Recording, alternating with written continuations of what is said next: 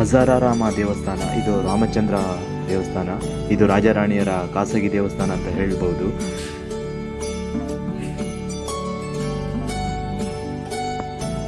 ಹದಿನಾಲ್ಕು ಮತ್ತು 15ನೇ ಶತಮಾನದಲ್ಲಿ ಇಲ್ಲಿ ಜನಸಾಮಾನ್ಯರಿಗೆ ಯಾವುದೇ ಪ್ರವೇಶವಿರಲಿಲ್ಲ. ರಾಜ ಪರಿವಾರ ಮತ್ತು ರಾಜ ಕುಟುಂಬಗಳಿಗೆ ಮಾತ್ರ ಇಲ್ಲಿ ಪ್ರವೇಶವನ್ನು ಇರಿಸಲಾಗಿತ್ತು. ಹಜಾರಾರಾಮ ದೇವಾಲಯ ಅನ್ನೋದು ಈಗ ಬಂದಿರೋ ಹೊಸ ಹೆಸರು ಈ ದೇವಸ್ಥಾನಕ್ಕೆ. ಈ ದೇವಸ್ಥಾನಕ್ಕೆ ಈ ಹೆಸರು ಬರಲಿಕ್ಕೆ ಕಾರಣ, ಈ ದೇವಾಲಯ ಒಳಗೆ ರಾಮಾಯಣದ 1000ಕ್ಕೂ ಹೆಚ್ಚಿನ ಕೆತ್ತನೆಗಳನ್ನು ಇಲ್ಲಿ ಕಾಣಬಹುದು. ಅದರಿಂದ ಹಜಾರಾರಾಮ ದೇವಾಲಯ ಅಂತ ಇದಕ್ಕೆ ಹೆಸರು ಬಂದಿದೆ.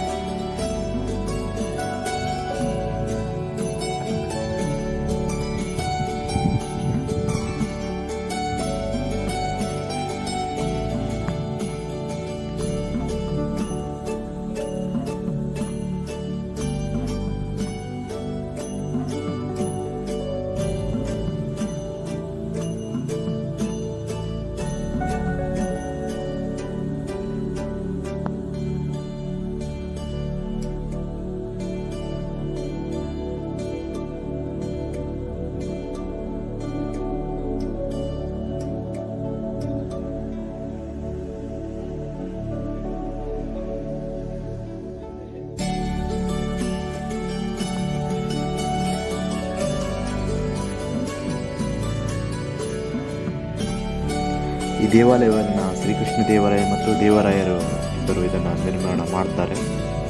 ಈಗ ಸದ್ಯಕ್ಕೆ ಇಲ್ಲಿ ವಿಗ್ರಹಗಳು ಇಲ್ಲದೇ ಇರೋದರಿಂದ ಇಲ್ಲಿ ದಿನದ ಪೂಜೆ ಯಾವುದು ನಡೀತಾ ಇಲ್ಲ.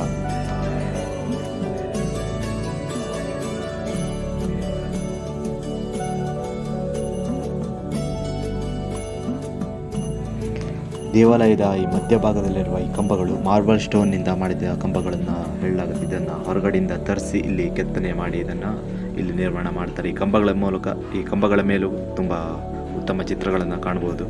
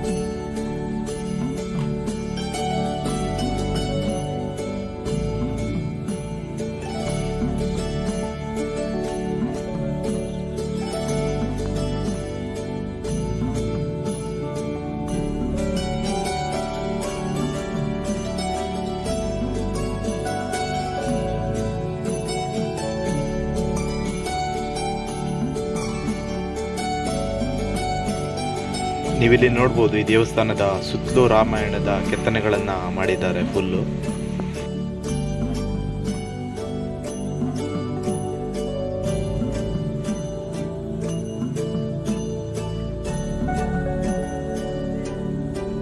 ಇಲ್ಲಿ ದಸರಾ ಹಬ್ಬದ ಕೆತ್ತನೆಗಳನ್ನು ಕಾಣಬಹುದು. ದಸರಾ ಮೊದಲು ಮೈಸೂರಿಗಿಂತ ಮೊದಲು ಹುಟ್ಟಿದ್ದು ಇಲ್ಲೇ ಅಂತ, ಹಂಪಿಯಲ್ಲಿ ಎಂಬುದನ್ನು ಇಲ್ಲಿ ಸೂಚಿಸಲಾಗುತ್ತೆ.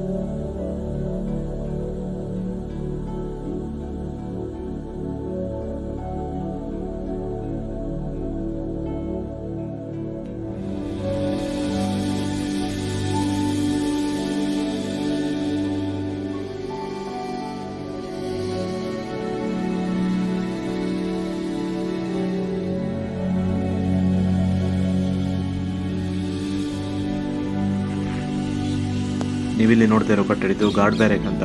ಇಲ್ಲಿ ಆನೆ, ಮಾವುತರು ಮತ್ತು ಕುದುರೆಯನ್ನು ಕಾಯುವವರು ಅವರ ವಾಸ್ತವ್ಯಕ್ಕಾಗಿ ಇಲ್ಲಿ ಚಿಕ್ಕದಾಗಿ ಒಂದು ಬಿಲ್ಡಿಂಗನ್ನು ಮಾಡಲಾಗಿದೆ. ಇದು ಸದ್ಯಕ್ಕೆ ಚಿಕ್ಕ ಮ್ಯೂಸಿಯಂ ಆಗಿದೆ.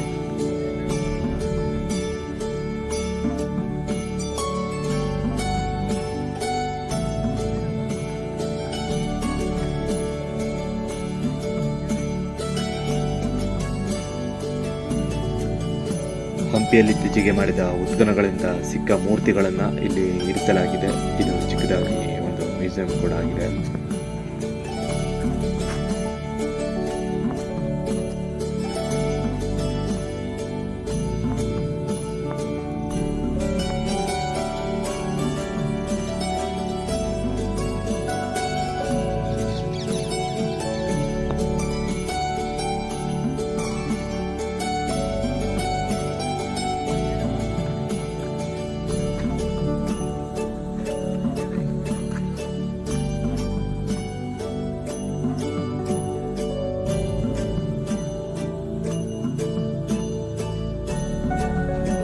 ಯುದ್ಧಕ್ಕೆ ಬಳಸುವ ಆನೆಗಳನ್ನು ಮತ್ತು ಕುದುರೆಗಳನ್ನು ಗಡಿಭಾಗದಲ್ಲಿ ಕಟ್ತಾ ಇದ್ದರೆ ಅದು ಆ ಪ್ಲೇಸನ್ನು ಕಂಪ್ಲೀಟಾಗಿ ವೀಡಿಯೋನ ಮಾಡಿದ್ದೀನಿ. ಅದನ್ನು ನೀವು ಆಗಲೇ ನೋಡಿರ್ತೀರ.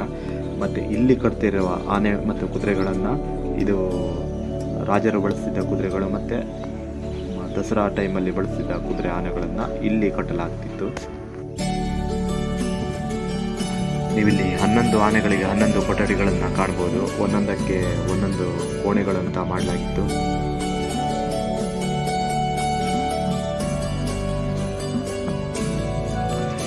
ಇದು ಹಿಂದೂ ಇಸ್ಲಾಮಿಕ್ ಶೈಲಿಯ ಕಟ್ಟಡಗಳಾಗಿವೆ.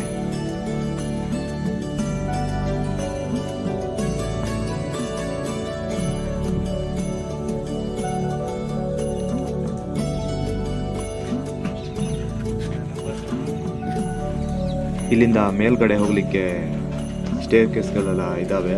ಸದ್ಯಕ್ಕೆ ಇದನ್ನು ಕ್ಲೋಸ್ ಮಾಡಲಾಗಿದೆ.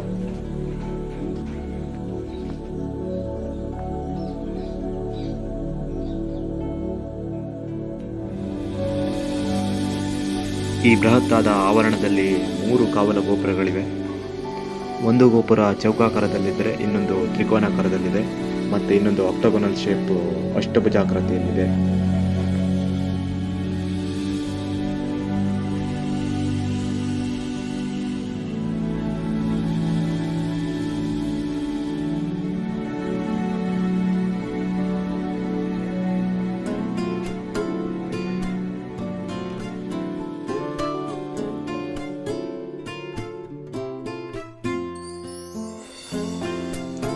ಅರಮನೆ ಮೈದಾನದಲ್ಲಿರುವ ಈ ಕಮಲಾ ಮಹಲ್ ಇದು ಒಂದು ಸುಂದರವಾದ ಭವ್ಯವಾದ ಮಹಲ್ ಇದು.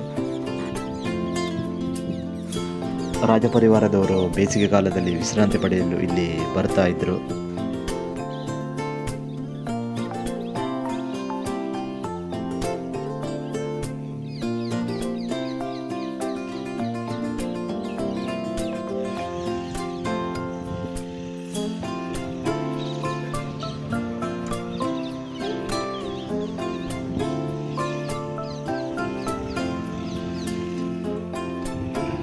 ಈ ಬಾವಿಯ ನೀರನ್ನು ಒಂದು ಮಣ್ಣಿನ ಕೊಳವೆಗಳ ಮೂಲಕ ಈ ಮಹಲಿನ ಕಂಬಗಳ ಮೇಲೆ ಹಾಯಿಸಲಾಗ್ತಿತ್ತು.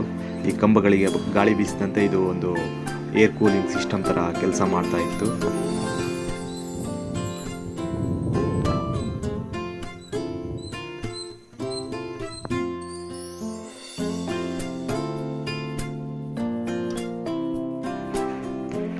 ನೀವಿಲ್ಲಿ ನೀರನ್ನು ಹಾಯಿಸಲಿಕ್ಕೆ ಬಳಸ್ತಿದ್ದ ರಂಧ್ರಗಳನ್ನು ಇಲ್ಲಿ ಕಾಣಬಹುದು.